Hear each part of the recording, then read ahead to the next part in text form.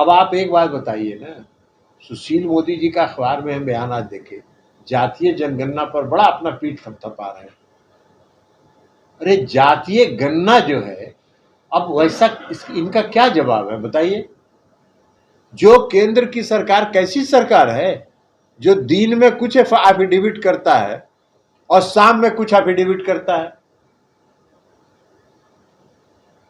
मैंने सुबह का एफिडेविट शाम में बदल देते हैं और उस पर भी सुशील मोदी जी अपना पीठ थपथपा रहे हैं। अब तो साफ हो गया ना कि हम लोग जातीय गणना के पक्षधर है। कहा कि आप जातीय गणना के पक्षधर। नमस्कार, न्यूज फॉर नेशन देख रहे हैं और मैं हूं आपके साथ रंजन सिंह। जनता दल यूनाइटेड के राष्ट्रीय अध्यक्ष ललन सिंह का सुशील मोदी को बड़ा ऑफर। दरअसल सुशील कुमार मोदी का बयान जिस तरीके से जाति आधारित गणना पर था और सुशील कुमार मोदी ने जो तुष्टीकरण की राजनीति की जो बात वो कर रहे हैं, उसको लेकर ललन सिंह ने सीधे तौर पर आज सुशील मोदी के ऊपर जोरदार हमला किया है। और ललन सिंह ने सीधे तौर पर कहा है कि जिस तरीके से सुशील कुमार मोदी का बयान हमने देखा है और जिस तरीके का वो बयान देते हैं, उसको लेकर उन्होंने कहा कि इस बात की जानकारी उन्हें है नहीं। पार्टी में कोई जो लोग हैं वो पढ़ने लिखने वाले हैं नहीं।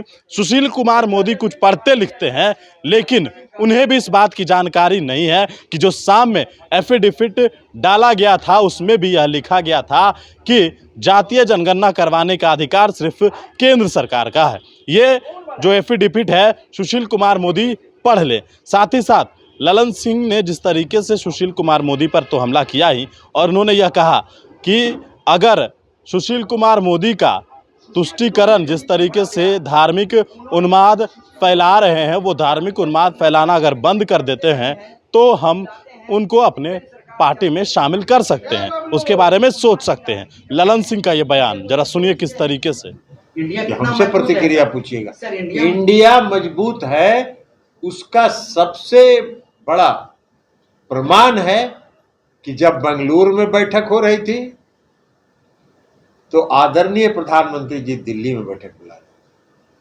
जब मुंबई में बैठक हो रही है तो फिर बैठक बुला रहे। ये इस बात का प्रमाण है कि इंडिया गठबंधन बनने के बाद वो हताश हैं, घबराहट में हैं, परेशान हैं, उनको जनता का मूड पता चल चुका है। सर, पहले चुनाव को लेकर की बात हुई, मुख्यमंत्री ने भी कहा है, ममता बनर्जी ने भी कहा है, क्या लगता है उस हिसाब से तैयारी हो रही है? पूरी तैयारी हो रही है, आपको चिंता करने की कोई जरूरत नहीं। मुंबई की बैठक में से क्या कुछ? मुंबई की बैठक में तो मुंबई में ना होगा, मुंबई की बैठक का पहले का आपको काम मालूम, तो मुंबई में जब बैठक होगी तब ना मालूम होगा कि बैठक में क्या हो रही है। सुशील मोदी ने कहा है कि मुस्लिम लोगों के तुष्टीकरण किया जा रहा है, छुट्टी को लेकर जिस तरह कटौती की हम लोग कोई तुष्टीकरण की राजनीति करते ही नहीं। हम लोग सभी धर्मों का सम्मान करते हैं और हमारा संविधान भी यही कहता है। सुशील मोदी जी तुष्टीकरण की राजनीति करते हैं।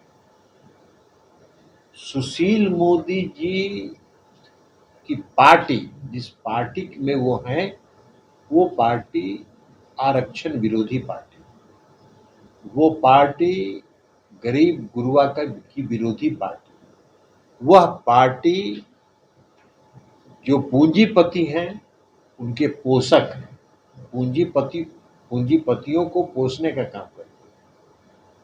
अब आप एक बात बताइए ना, सुशील मोदी जी का अखबार में हम बयान आज देखे, जातीय जनगणना पर बड़ा अपना पीठ थपथपा रहे हैं। अरे जातीय गणना जो है, अब वैसा इनका क्या जवाब है बताइए। जो केंद्र की सरकार कैसी सरकार है जो दिन में कुछ एफिडेविट करता है और शाम में कुछ एफिडेविट करता है।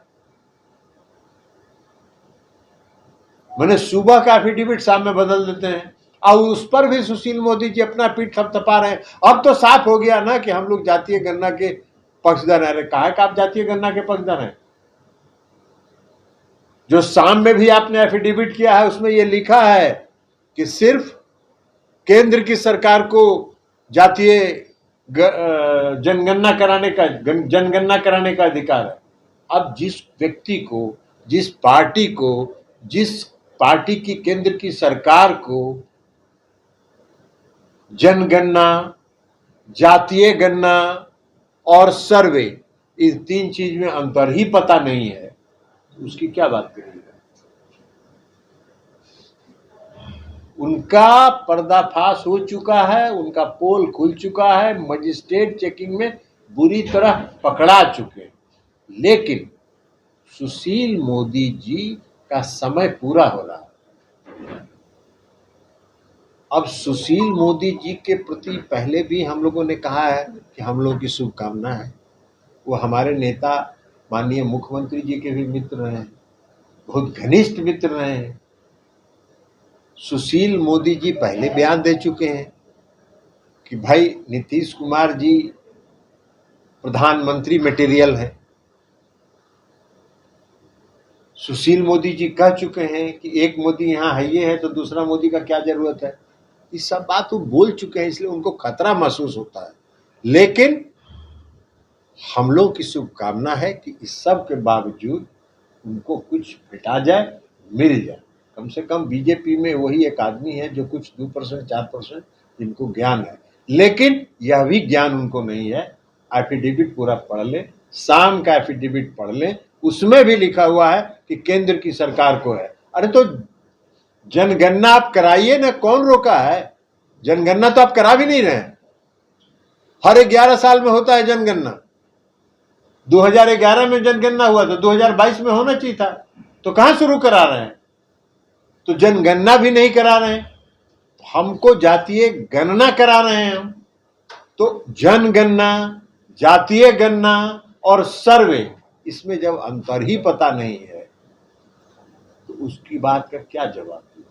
मोदी जी को उधर खतरा है सर, इधर खतरा रहेगा तो इधर आप लाएंगे। अब मोदी जी उधर से अगर मोह भंग हो जाए, तुष्टीकरण की राजनीति जो आजकल वो कर रहे हैं, धार्मिक उन्माद फैलाने वाला काम जो कर रहे हैं, वो धार्मिक उन्माद वाला काम खत्म करके धर्म निरपेक्षता पर विश्वास प्रकट करेंगे, तब हम लोग उस पर विचार करेंगे।